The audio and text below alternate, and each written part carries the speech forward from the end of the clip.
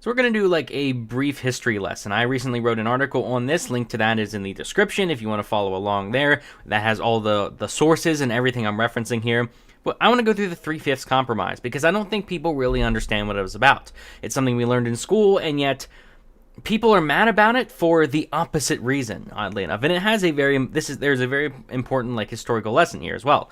So I want to go through that. The 3/5 compromise, to sum up, it was during the Constitutional Convention in 1787, and they could not determine how to measure the census because we were apportioning the representatives, the congressmen, in the House of Representatives, per population of the state. Like every state got 2 senators, but the congressmen were based on population. So they were deciding, how should we measure this because we have slaves? Should we just completely ignore the slaves, or should we include the slaves? Should we say 1 slave is equal to 1 citizen? And we couldn't really decide on that. Now, that I think is the extent of most people's knowledge, and generally, like, I think we're all in agreement here that measuring one person as less than another person is a pretty awful thing to do. I think we're all in agreement there that we shouldn't discriminate. The government should not discriminate against people based on their race, or in this case, slave status as well. But it's kind of missing the point. That is the general historical view, but it is missing the point. And to go through to really explain what the point is, the pro-slavery states were for equality in this sense. Now, granted, there's the big issue of slavery here. Like, everyone is acknowledging, yes, there is slavery, and it was actually a dilemma at that time. There was no consensus that, yeah, slavery is fine. Like, there was actually quite a bit of a debate.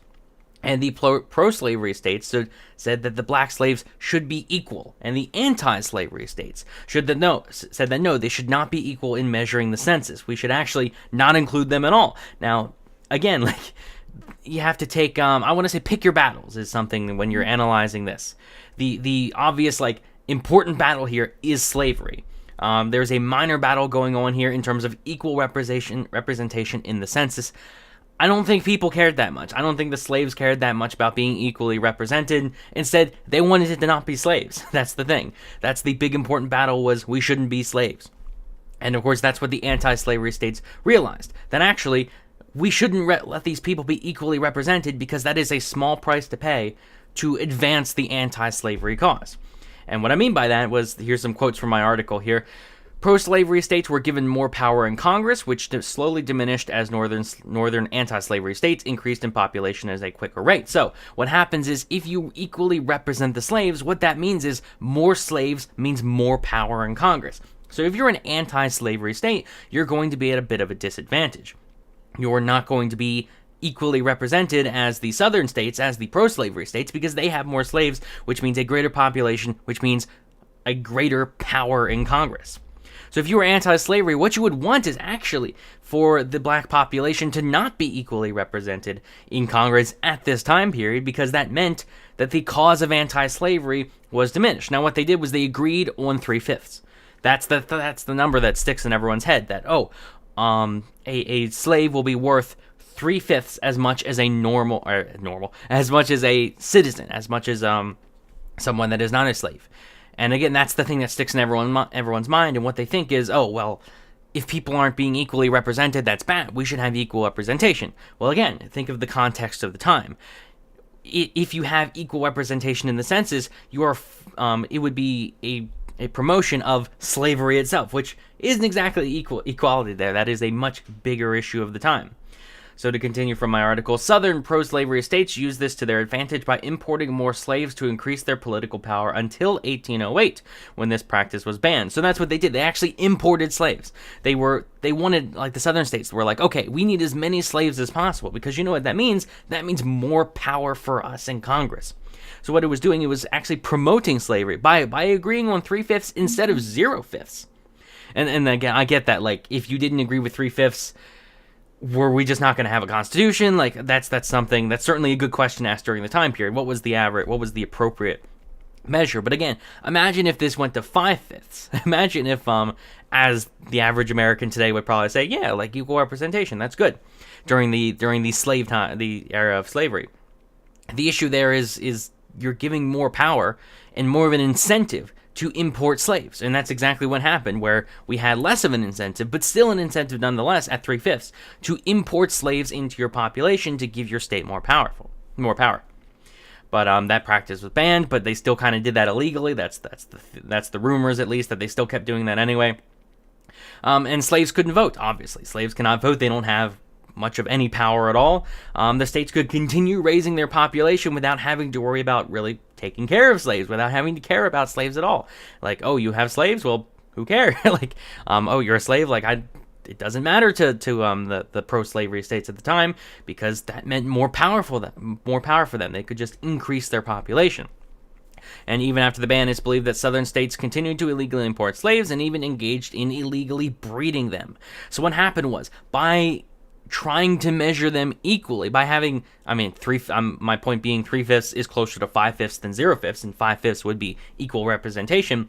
What actually happened here was, again, you wouldn't want equal representation or as close to equal representation as possible, because that promoted slavery.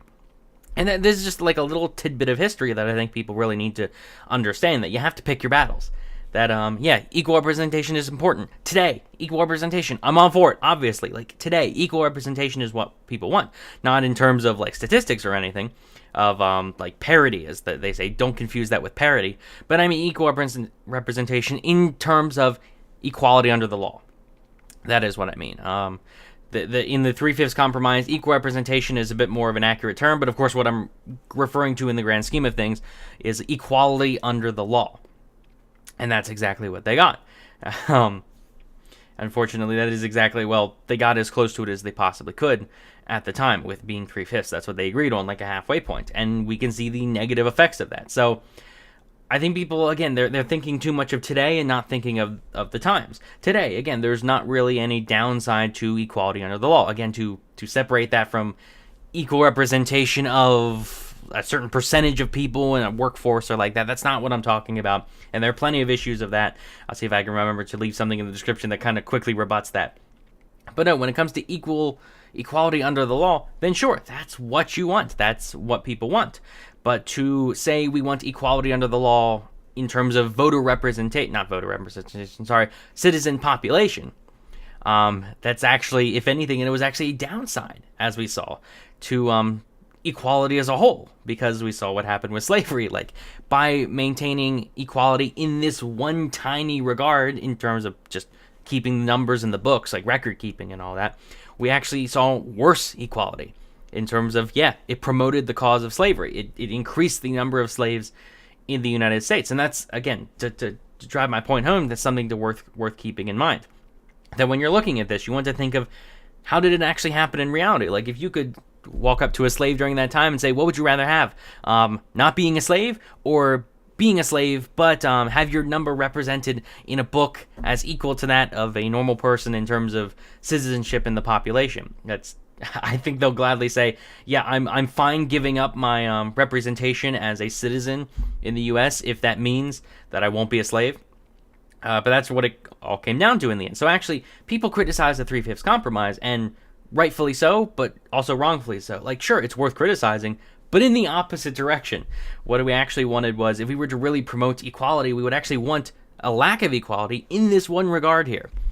But that's to summarize the thinking of the 3/5 compromise at the time. The anti-slavery people were actually in favor of unequal representation as a citizen of the population, and the pro-slavery side wanted that, because we saw the incentive structures there. We saw how this thing that, sure, like if you were thinking about it back then, you might say, like equality under the law is good, but we can see how, again, pick your battles, that it actually contributed to something much worse.